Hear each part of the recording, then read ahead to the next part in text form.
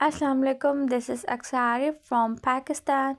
Today I am going to highlight the importance of women in Islam and the human rights, which will cover the confusion and minds of many people from Western countries related to concerns about women rights in Islam. Our Holy Prophet, peace be upon him, had many missions in his life. Few of them are returning a favor, the respect for others, liberating ourselves from shackles of ignorance and humiliation. The teaching of love, respect for one's elders like parents, care and empathy for orphans and people who are destitute, the prohibition of violence. This also includes justice and empowerment to both males and females. Now I am going to give a brief view of the status of the Muslim woman in Islam. How is the Muslim woman? Does she have rights? Does gender equality really exist in Islam? Misconceptions on Muslim women. There are prevalent and often deprecating stereotypes about Muslim women. Some of the most common misconceptions are: the first one is that men are the masters and the women are the slaves. Second one is that men are superior to women. And the third one is that men are allowed to beat women. Fourth one is that one man equals two women. And the fifth one is that one male witness equal to two female witnesses. Spiritual aspect. One second bullet, indeed, as the Quran states, Allah originated them both from a single person or one soul, that is nafsan wahida. But he fashioned him, the human or insan, in due proportion and brought into him something of a spirit. And he gave you the faculties of hearing and sight and understanding. Little thanks do you give? This is mentioned in the Quran. Economic aspects. Property rights, they may buy, sell, or lease any of all of their properties at will. For these reasons, Muslim women may keep, and in fact, they have traditionally kept, their maiden names after marriage, an indication of their independent property rights as legal entities.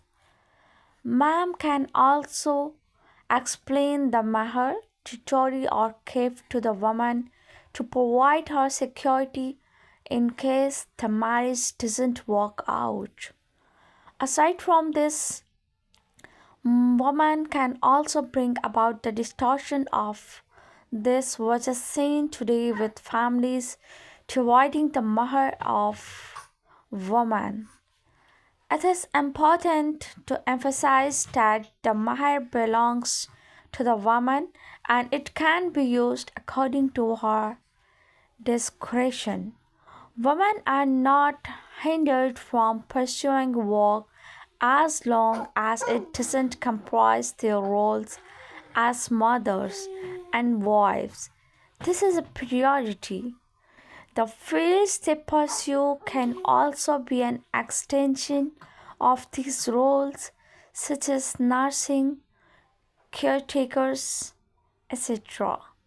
Muslim women taking up work often only comes up in special cases like she is a widow or if her family's position necessitates it. Otherwise, she is focused on her primary roles.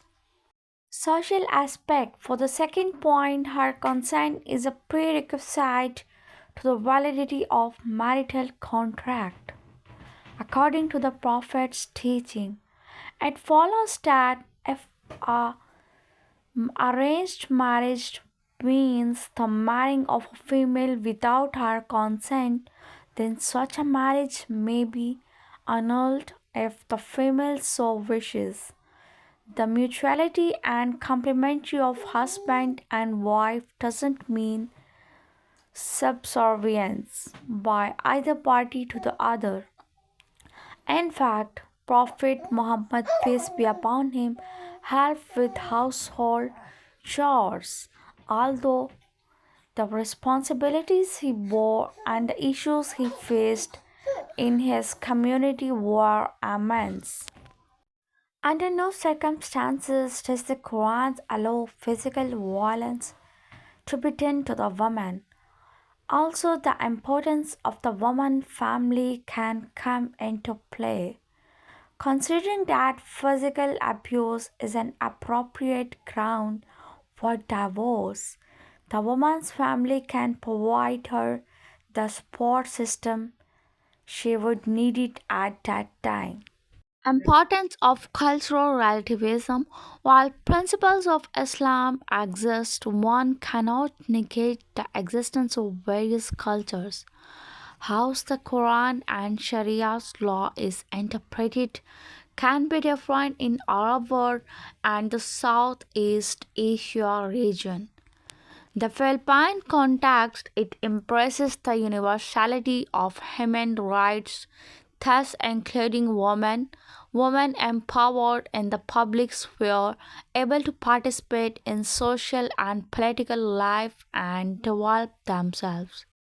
Conclusion. Gender equality based on Western concepts and models. Media portrays Muslim women as oppressed and passive. Tendency to focus on the public sphere, disregarding the importance of women in the private sphere, that is her home. This may provide a distorted view of Muslim women and their ability to exercise their rights. A negative image of Muslim women exists, oppressed.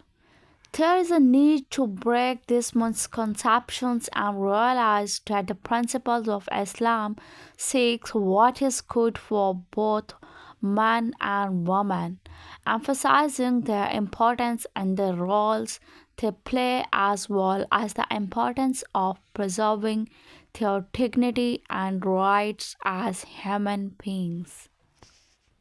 With conclusion, I'm going to close the topic of discussion. Thank you.